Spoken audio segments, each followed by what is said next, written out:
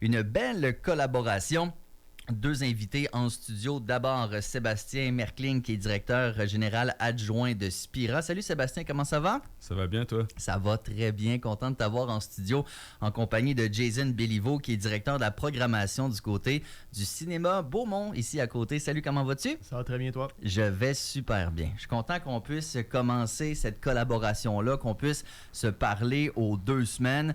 Évidemment, Spira et le cinéma Beaumont, il y a des gens pour qui ça veut tout dire déjà et connaissent tous les détails, mais s'il y a des petits nouveaux en cette rentrée radio, si on commence peut-être par le cinéma Beaumont, Jason, c'est pas très loin d'ici, là. Ben, on est tout à côté, on est à l'intérieur de la coopérative Méduse, puis tu sais, nous, on existe depuis 2 ans et demi, donc on est quand même, ça fait quand même, c'est une entreprise ou une aventure qui est quand même assez nouvelle pour nous, mais l'organisme qui a fondé le cinéma Beaumont Antitube existe depuis 1995, donc est implanté dans le quartier depuis quand même de nombreuses années, mais l'organisme voulait avoir son propre lieu de diffusion. Ben, c'est normal aussi, parce qu'avant, nous, on devait se promener de lieu en lieu, donc il y avait un rapport comme très forain donc au cinéma, donc on partait avec notre projecteur sous le bras pratiquement, et ben on s'est dit que ben c'était plus plaisant pour nous, puis plus facile. Ça nous permettait aussi de faire plus de projections, plus d'activités, d'avoir notre propre espace. Et par un concours de circonstances, il y a un espace qui s'est ouvert à l'intérieur de la coopérative Méduse où étaient déjà nos bureaux finalement. Fait qu'on a décidé de sauter sur l'occasion. Et depuis 2 ans et demi, on fait des projections toutes les semaines. C'est pas tous les jours, c'est du jeudi au samedi maintenant. Et du cinéma contemporain, des classiques, de l'animation, de l'expérimental, du super commercial, du super expérimental.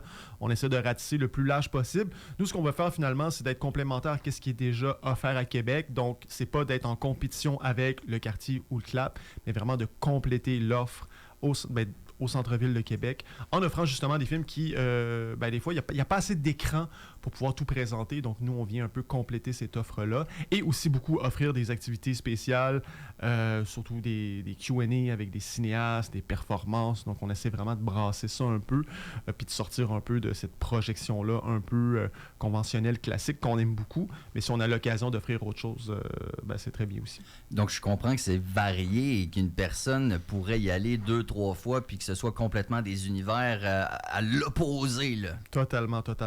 C'est ça. Donc, je disais, à chaque semaine ou à chaque 2 semaines, il y a au moins une activité spéciale. Et on se limite pas, fait qu'on peut avoir des programmes de court-métrage, on peut avoir... Ça, genre un Transformers, genre un gros blockbuster ou pas tant que ça, là?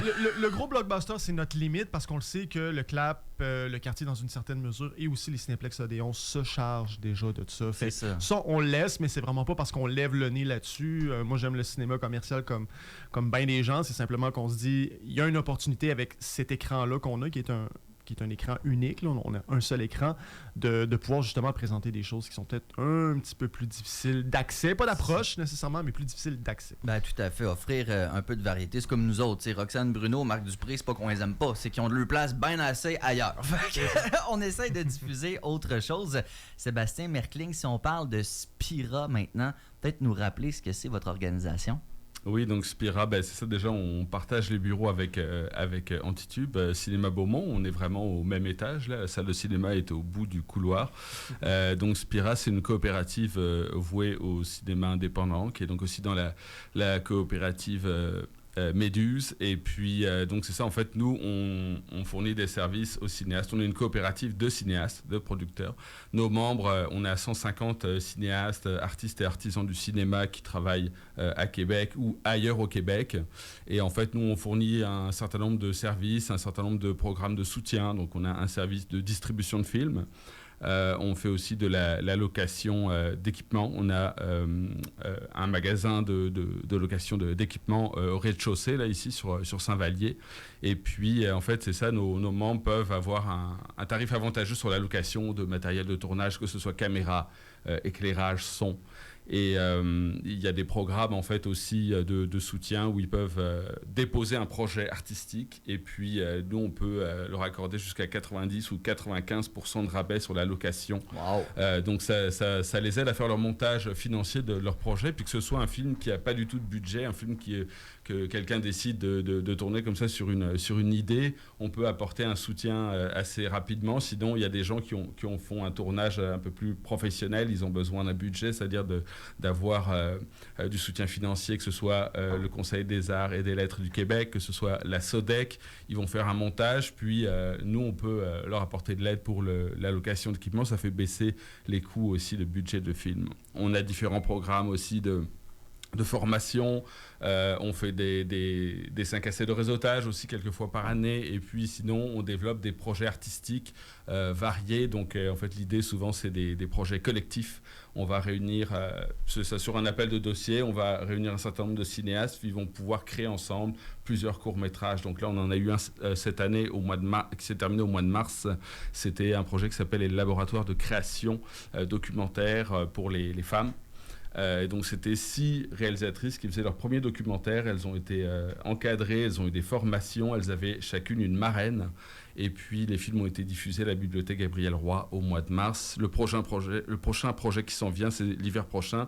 Parcours pellicule, donc là c'est utiliser le médium pellicule, donc tourner des films avec une Bolex, développer aussi, on a une table de montage qui est dans le bureau, une vieille Steinbeck, puis en fait l'idée c'est avec le partenariat de la bande vidéo, qui est un autre organisme en art médiatique, de permettre aux gens de réaliser des films sur pellicule, de les développer, puis ça va avoir lieu en 2026.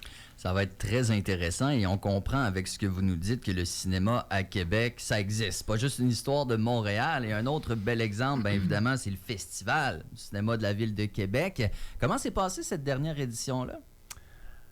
Ben, c'est très bien passé. Écoute, magnifiquement passé même. Ouais. Je pense pas qu'on n'avait pas d'attente de ce qu'on en avait. On espère toujours que le festival se déroule bien. Puis dans les dernières années, parce qu'il y a eu beaucoup de changements d'équipe au sein de la direction, au sein de la programmation.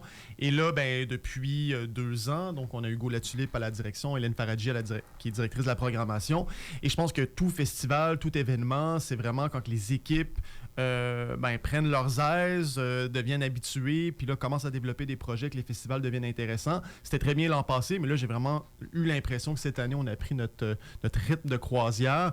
Donc, moi, j'ai été absolument charmé par l'offre, aussi, surtout, par les activités spéciales, qu'on peut appeler peut-être les activités satellites, les événements publics gratuits. Donc, moi, j'ai vu pas beaucoup de films en salle cette année, malheureusement. Il faut dire que j'étais sur le comité de programmation du festival aussi, fait que j'avais déjà vu beaucoup des films qui étaient projetés, fait que j'en ai profité pour aller voir justement qu'est-ce qui se passait un peu partout dans la ville, parce qu'il y avait vraiment cette volonté-là d'offrir justement des activités pour le grand public, gratuits, des activités qui étaient ouvertes à tous.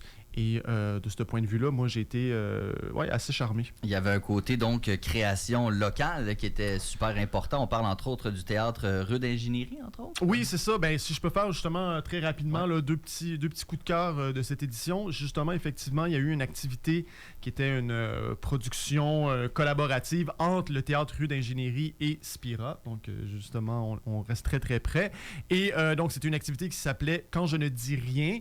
Et c'était à la place d'Ioui, qui est pas très loin d'ici. Donc, ce qu'ils ont fait, c'est qu'ils ont comme créé une sorte de gigantesque plateau de tournage qui était séparé en plusieurs stations. On avait des musiciens, on avait beaucoup de musiciens partout, donc sur ce grand plateau-là, qui jouaient de la musique. Et finalement, on avait une équipe de tournage avec une caméra qui tournait sur ces diverses stations-là des scènes de cinéma qui finalement créaient une histoire, donc un récit. Et on avait sur un grand écran le résultat de ce qui était filmé en direct. Donc on voyait un film vraiment se faire devant nous et le public était invité à participer à ces stations-là. Donc par exemple, on avait un grand banquet, mais le public était invité à s'asseoir à la table et devenir des figurants. Et donc d'un côté, les gens pouvaient être derrière la caméra, entre guillemets, voir le film se faire et aussi être devant la caméra, de faire ça de manière simultanée. Et écoute, moi, je sais que les gens de Spira sont des gens extrêmement talentueux. Je sais que le théâtre Rue d'Ingénierie l'est également. Mais dans ces contextes-là, d'événements un peu plus performatifs, des fois, on se dit c'est une bonne idée, mais est-ce que ça fonctionne? C'est ça. Puis là, ça a vraiment fonctionné. C'est risqué parce qu'on ne sait pas l'engouement, ça va-tu pogner, les gens vont-tu embarquer? Ça peut faire... Exactement. Mais ça peut être un feu d'artifice aussi. Puis là, je pense que c'était vraiment un feu d'artifice. Tant Puis c'est ça. Donc, puis j'ai vraiment senti aussi que les gens qui participaient à l'activité ont vraiment trouvé ça, d'une part, super original, mais aussi, justement, ça leur a permis de comprendre qu'est-ce que ça implique aussi de faire un film, de tourner, à quel point ça nécessite des effectifs, du décor. Et non, ça a été vraiment un gros coup de cœur. Et j'en ai profité, c'était la même soirée, donc c'était vendredi. J'ai quitté la place Dioui, j'ai monté à Ondeville, puis j'étais allé à la place Douville. Et il y avait une projection de la cinéaste Anne-Marie Bouchard, qui est une cinéaste de Québec, qui est implantée depuis plusieurs années, qui fait du cinéma d'animation expérimentale, grattage sur pellicule. Et là, on présentait à la place Douville Mouvement et couleurs. Donc, c'était comme une sorte de condensé, montage de certains de ces films, mais avec une performance musicale en direct. Oh. Et encore une fois, pour du cinéma qui est peut-être un petit peu plus difficile d'approche, on est dans l'expérimental et tout, à la place Douville, j'ai trouvé que ça fonctionnait. La qualité de projection était exceptionnelle et les musiciens étaient... Je sais pas, c'était vraiment absolument magique. Et la salle, je dirais comme la place, était comble. Donc, tout le monde était... et toutes les places étaient prises. Et je sentais vraiment que dans la salle, il se passait... dans la salle. À l'endroit. J'étais un gars de cinéma, hein, j'étais habitué. C'est un mot qui revient souvent. Une salle en plein air. Oui, une salle en plein air, c'est ça. J'ai vraiment senti que les gens ont connecté. Puis ça, encore une fois, j'ai parlé avec les artistes après. Puis même eux, pas qu'ils étaient surpris, ils croyaient en leur événement, mais... Justement, dans cet inconnu-là qu'on se lance quand on fait de la performance. Nous, en cinéma, hein, on pèse sur play puis c'est toujours le même film. Ouais. Fait que quand il y a cette part-là d'inconnu, on est toujours surpris. On est comme « Ah, ça s'est vraiment super bien passé. » Puis encore une fois, ça a été un événement absolument magique. J'aimerais beaucoup que la FCVQ continue d'aller dans cette voie-là, d'offrir justement ce genre d'activité-là qui est plus près de la performance, du spectacle, parce que je trouve que ça fonctionne, c'est gratuit, c'est super accessible pour les familles aussi. Tout ce qui était à la place Dioui, on voyait les enfants s'amuser, courir dans les décors. Donc, il y a quelque chose qui est vraiment très, très beau. Oui, du cinéma, c'est en salle, mais c'est le fun que ça puisse exister à l'extérieur aussi. Le terme festival essaie de rendre la chose un peu plus ludique, parce qu'effectivement, du cinéma en salle, on peut y aller à l'année, tant qu'à avoir un festival, aussi bien que ce soit un peu différent. Sébastien Merkling, toi, du côté du FCVQ, y a-t-il un volet ou un aspect que tu as retenu peut-être un peu plus? C'est sûr que c'est intéressant aussi, c'est le retour du volet professionnel, en fait, parce qu'il y a le festival pour le public, mais il y a le festival pour l'industrie aussi. Donc là, en fait, c'est ça, sur 3 jours, le festival a proposé un volet pro à taille humaine. Donc à la fois, il y a un campus aussi, comme je pense peut-être 14 jeunes réalisatrices qui avaient accès. Le focus cette année, FCVQ, c'était vraiment sur les réalisatrices et les personnages féminins. Donc le cinéma au féminin. Donc c'est ça, il y avait un volet pro avec justement la mise en valeur de productrices, des panels des productrices, des panels de l'industrie aussi. Donc, c'est des activités qui permettent aussi aux professionnels de se rencontrer, à la fois les gens de Québec, mais aussi de rencontrer des gens de l'extérieur. C'est ça. Alors ça va être super intéressant. Donc, c'était super intéressant et ce sera de retour donc l'année prochaine. Oui. Le FCVQ, on pourra assurément en reparler, mais plus près là, dans l'espace-temps et on va se laisser là-dessus. Si on parle entre autres, là, Jason, peut-être de la programmation en septembre du côté du Cinéma Beaumont, qu'est-ce qui s'en vient? Ouais, j'aurais pu parler de tout ce qui s'en vient d'ici la fin du mois, mais j'ai décidé de me concentrer sur une projection en particulier qui a commencé hier. Donc, c'est un programme de court-métrage d'animation qui s'appelle Animation Mixtape, donc mixtape d'animation. C'est un programme qui a été concocté par un cinéaste d'animation qui s'appelle Don Hertzfeldt, que les gens connaissent peut-être parce qu'il a été à une certaine époque assez viral sur YouTube. C'est quelqu'un qui continue de faire des courts-métrages qui sont extrêmement populaires, dont un qui s'appelle It's a Beautiful Day, qui avait vraiment beaucoup fonctionné il y a quelques années. Et lui, pour mettre de l'avant le travail de cinéaste d'animation qu'il aime, qu'il affectionne, il a décidé de monter ce programme-là. Et donc, on a du contemporain, on a du classique, on a des films qui ont été nommés aux Oscars, on a de l'expérimental. Il y a un des anciens collaborateurs de Frank Zappa, c'est lui qui avait fait tous les vidéoclips de Frank Zappa, qui est aujourd'hui mort, mais on a un film inédit qui n'avait jamais été montré. Donc, du trash, de l'humour, assez irrévérencieux quand même comme programme. Il y a un côté quand même assez baveux, assez étrange, assez expérimental, mais toujours avec une pointe d'humour. Et on a commencé cette projection-là hier soir qui s'est avéré être un franc succès. Ouais. Puis on présente ce programme-là 4 fois seulement. Donc, il reste 3 représentations, une ce soir, une demain, puis une la semaine prochaine.